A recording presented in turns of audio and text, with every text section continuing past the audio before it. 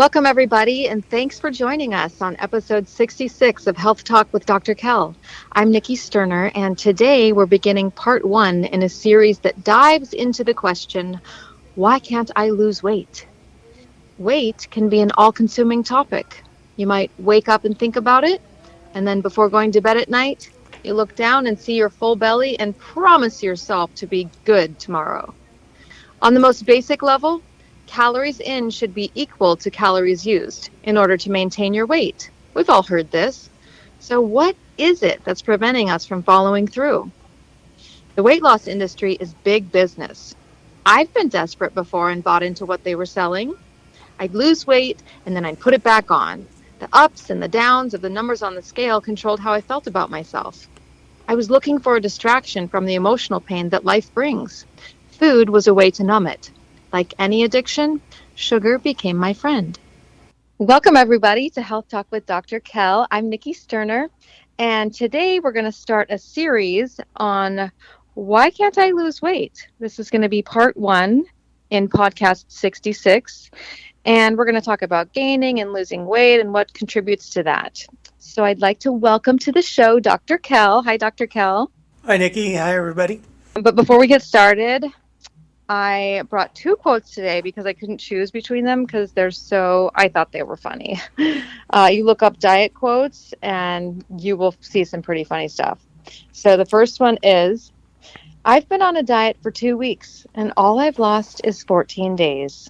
And that is by Toady Fields. And I couldn't choose between the next one and that one, so I'm going to go ahead and read the second one too. People need to understand the difference between want and need. Like, I want abs, but I need chocolate. And that is by at Superfast Diet. So yeah, Dr. Kell, what are your thoughts? Exactly. Yeah, exactly. Exactly. I mean, sometimes you just gotta not be so tight about everything. Like when I have dieted in the past, like I have probably tried every single diet there is because I used to struggle with food a lot more. And I would be so like trying to be perfect. And then I would fall off the wagon because it's just not a reality for me. I'm not the type of person who can give up something completely. So I thought like bringing the joke, the funny quotes in was a nice light way of approaching the topic. I like it. I appreciate it, Nikki. Okay, good. You're always right on. You always find the best stuff, the best quotes, and you're the best host of all. Oh, so no, you. Thank you. I'm surprised someone hasn't tried to steal you by now. But just remember, I'll give you double of what anybody else is offering. That's right. Double or nothing. So today, why can't I lose weight? Why? Why? The world asks itself that constantly. I wanted to share a few statistics that people may or may not know. The weight loss industry is massive in the world and in the United States. Worldwide, the weight loss industry brings in over $470 billion. In the United States alone, they said last year was about $72 billion that people spent on losing weight. Wow. Or learning how to lose weight or whatever in the category. And so I got to thinking it's time we do several podcasts on why can't I lose weight and how to lose weight and all the many, many things that everybody's always talking about. In fact, we're planning in our future to move to also add in a YouTube station where you can go and see us and learn more and watch and have callers about calling in regarding weight loss and health, et cetera, et cetera. So we'll keep you updated on that when we begin. But we want to provide it to people who prefer to watch as well as listen. We'll continue our podcast as well for all those who can't watch. And yes, we're looking forward to that. But today we are talking about why can't I lose weight? You just mentioned, Nikki, issues about up and down weight. Have you had times where you tried to lose weight and just didn't feel like you could? Oh, yeah. Yeah. Lots of them. Like you're doing everything. You're like, what the heck? I get on the scale and I'm not any lighter than I was yesterday Yeah. or I 2 days just, ago.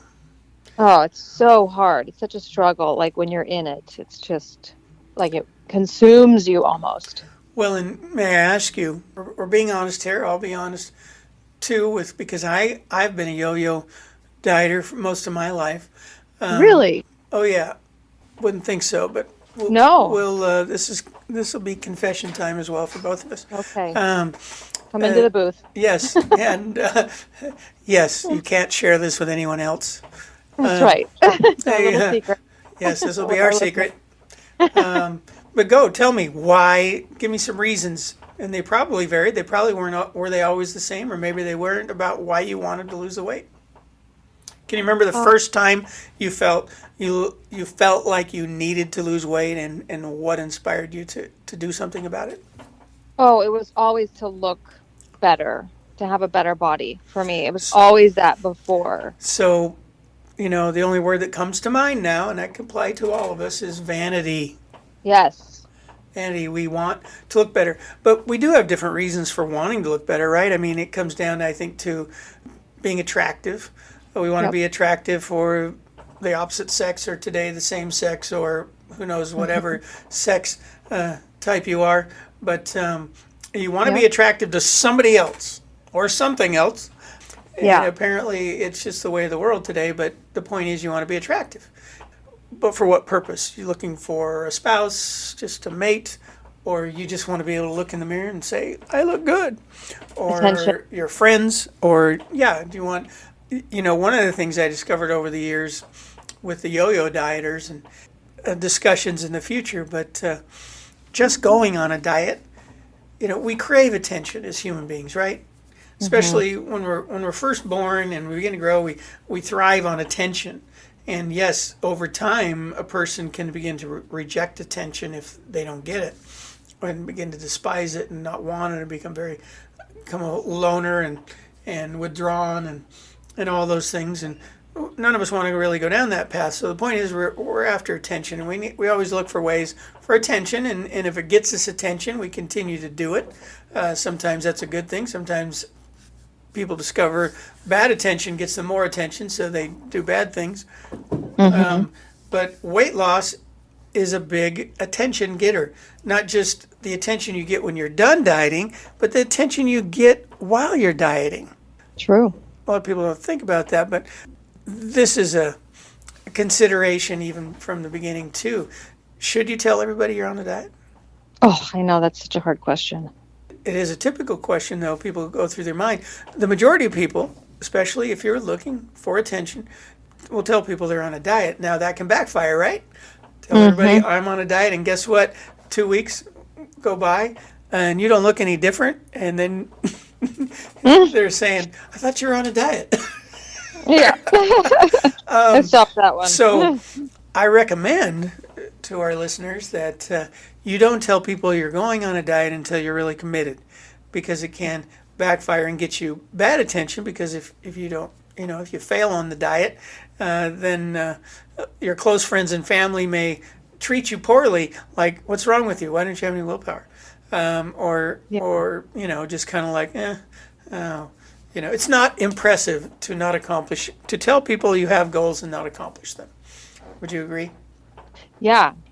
I remember, I was just thinking about the attention thing. I remember, I think I was a sophomore or maybe a junior in high school, and it was during volleyball season, and I remember just like cutting what I ate in half. Like I would get hot lunch, and if it was pizza, I would cut half of it and give it away, no matter what it was. Whereas before, I would just eat everything because I was athletic, I was working out, but I was just eating whatever I wanted.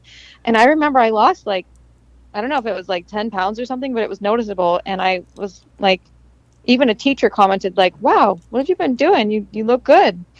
And it was like, you get more attention when you lose weight. I don't Yes. know why. Yes, you do. When you make a change, I mean, think about all the different ways people give you attention. You get a haircut, people notice or they don't, but you're hoping they will. Uh, Yeah. Makeup that's worn by almost all women and some men, Yep. is is to be more attractive, the clothing we wear, shoes we wear.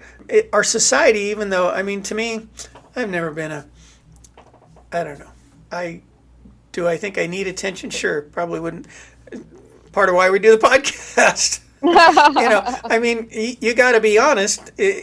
I really wanted to do it to get information out there to people to help them, but I crave attention like everyone else, and I look forward to. I would be a liar if I didn't say I feel great when I hear our listener numbers go up. Sure. It's just being honest that we want to feel good about ourselves, our lives, our kids, our jobs. We want to have bragging rights because it is a pride thing. Now, is it a good thing? If we go back to things like, and I don't want to make it a religious show, but I always go back to Jesus and my impression of what Jesus tried to tell everybody, and that's what these things don't matter. Am I wrong? He did. Right. And the great philosophers of the earth, I mean, they're trying to tell people these things don't matter. That's not, you don't want to get attention just out of vanity. I guess my point here is it is a simple human need to want attention.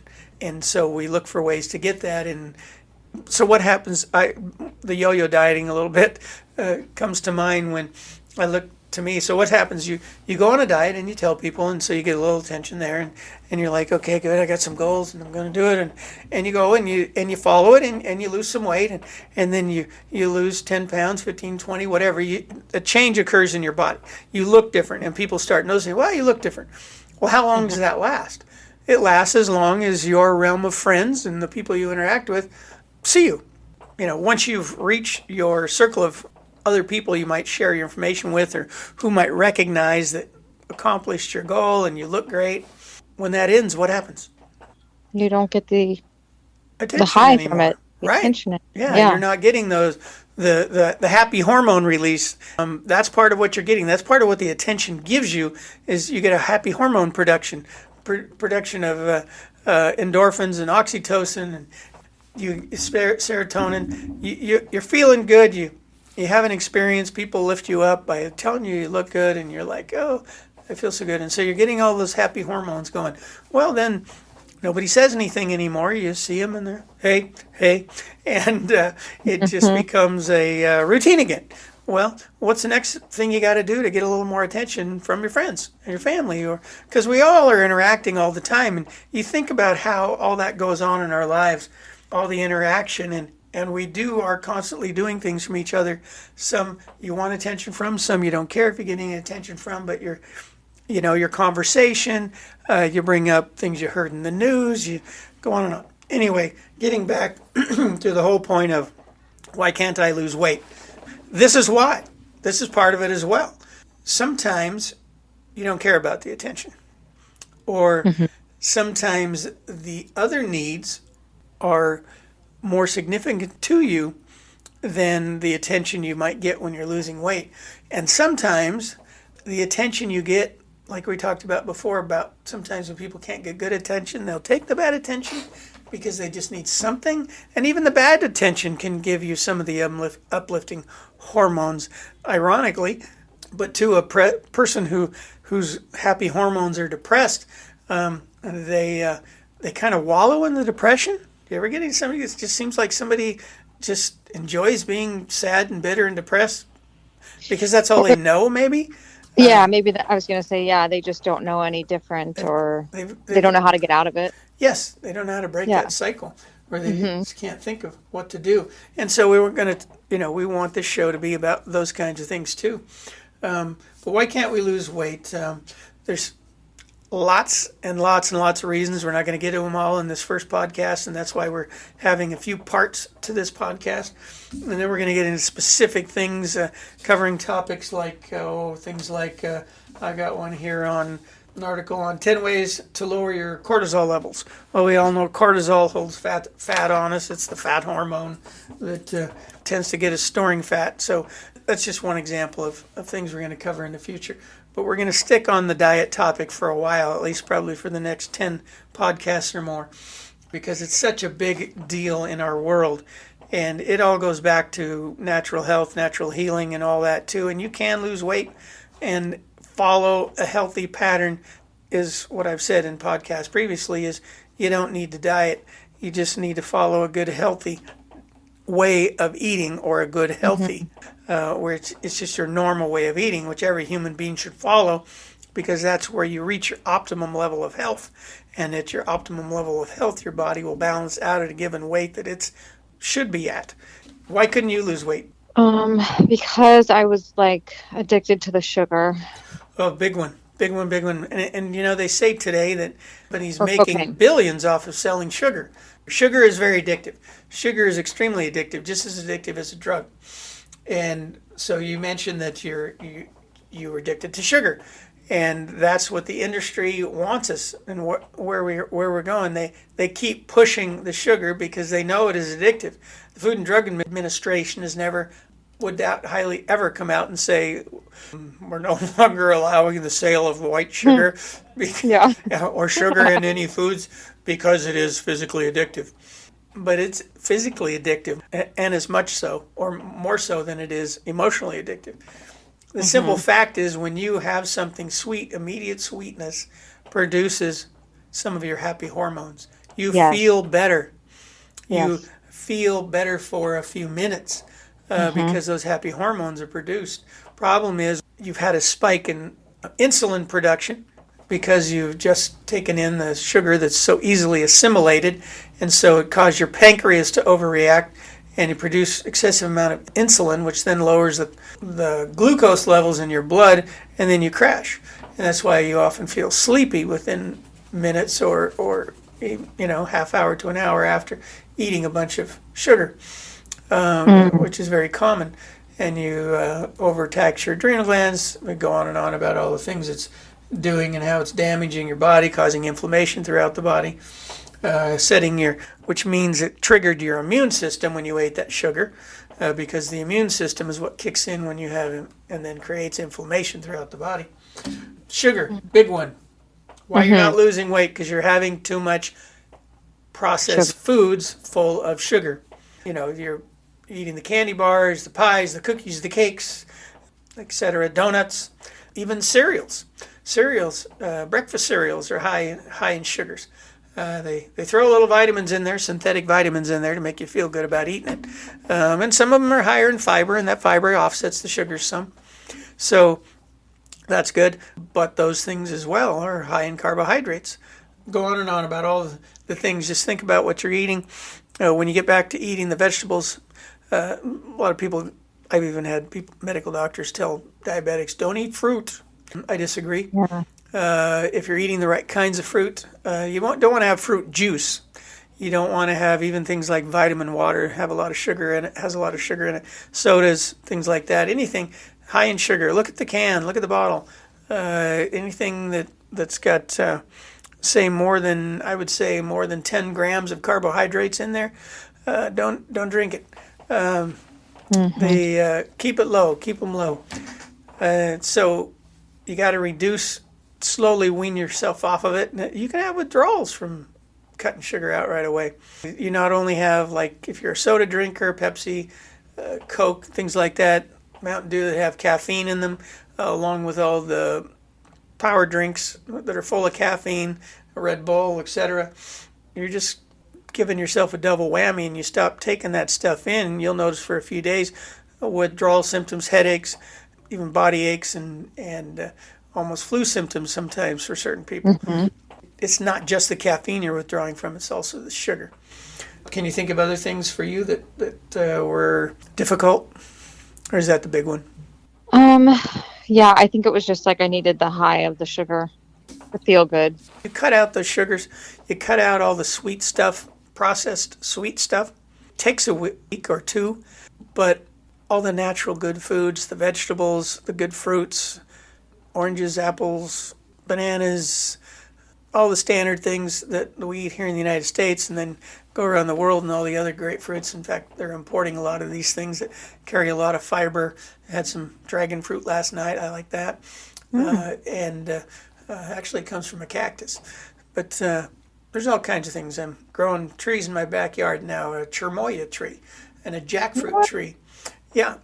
Wait, jackfruit, are those the really, really They big? look like a watermelon, but they're all bumpy on the outside.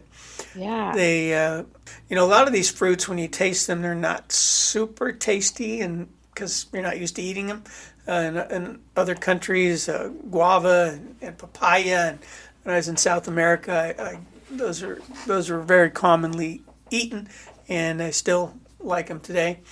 We have a guava tree in our backyard, and just happened to move into a house that had a guava tree, and people are, the one side's open to the other side of the fence, open to the street, and people are stealing guavas off our tree all the time.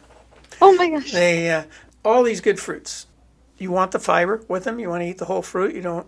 I recommend if you're doing juicing, do low fruit count in the juice. You can make your smoothies sweet with carrots and beets.